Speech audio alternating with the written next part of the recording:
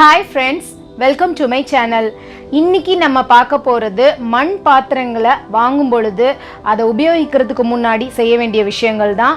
என்னோட ஃப்ரெண்ட்ஸ் நிறைய பேர் அதை எப்படி யூஸ் பண்ணணும் அப்படின்னு சொல்லி கேட்டிருந்தாங்க. நான் எப்படி யூஸ் பண்ணுவேன் அப்படிங்கிறத பற்றி தான் நான் இப்போ சொல்ல போகிறேன். பொதுவாக மண் பாத்திரங்கள் வாங்கிட்டு வந்ததுக்கப்புறம் அப்படியே அதில் சமைச்சிங்கன்னா அதுலேருந்து ஒரு ரா ஸ்மெல் வரும், இல்லைன்னா மண்ணாக இருக்கும் அந்த சாப்பாட்டில். சில பேர் தண்ணிக்குள்ளே போட்டு வைக்கணும் அப்படிங்கிற மாதிரி சொல்லுவாங்க.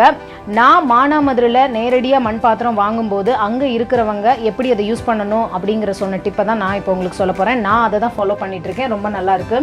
மண் பாத்திரம் வாங்கிட்டு வந்த உடனே முதல் நாள் அரிசி களைஞ்ச தண்ணியோ இல்லை பருப்பு களைஞ்ச தண்ணியோ இருந்ததுன்னா அது ஃபுல்லாக விட்டு அது மேலே வரைக்கும் விட்டு மூடி வச்சுடுங்க. 24 hours அது அந்த தண்ணிக்குள்ளேயே இருக்கணும். அந்த தண்ணியில் அது ஊறினதுக்கப்புறமா நெக்ஸ்ட் டே அந்த தண்ணியை கீழே ஊற்றிட்டு மறுபடியும் திருப்பி நீங்கள் அரிசி களைஞ்ச தண்ணியோ இல்லை பருப்பு களைஞ்ச தண்ணியோ மறுபடியும் அதில் ஃபில் பண்ணி வச்சுடுங்க. அகைன் அடுத்த நாளும் 24 hours அதில் அது இருக்கணும்.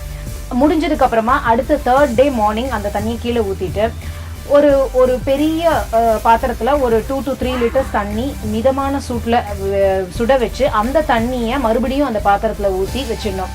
3rd day ஃபுல்லாக அந்த தண்ணியில் அது இருந்துட்டு அதை கீழே விட்டதுக்கப்புறமா 4th day அந்த மண் பாத்திரத்தையே நீங்கள் அடுப்பில் வச்சு அது நிறைய தண்ணி ஊற்றி சிம்மில் அடுப்பை வச்சு அந்த தண்ணி லேசாக சூடாகிற வரைக்கும் வச்சுட்டு திருப்பி எடுத்து அந்த தண்ணியை கீழே ஊற்றிட்டு அதுக்கப்புறத்துலேருந்து அந்த பாத்திரத்தை நீங்கள் யூஸ் பண்ணலாம். இந்த மாதிரி யூஸ் பண்ணால் மட்டும்தான் அந்த பாத்திரத்துலேருந்து எந்த விதமான ஸ்மெல்லும் வராது, பாத்திரமும் ரொம்ப நல்லாயிருக்கும் அப்படின்னு அவங்க எனக்கு சொன்ன டிப். அதை தான் நான் ஃபாலோ பண்ணுறேன். ரொம்ப நல்லாவே இருக்குது. நீங்களும் அதை ஃபாலோ பண்ணி பாருங்கள்.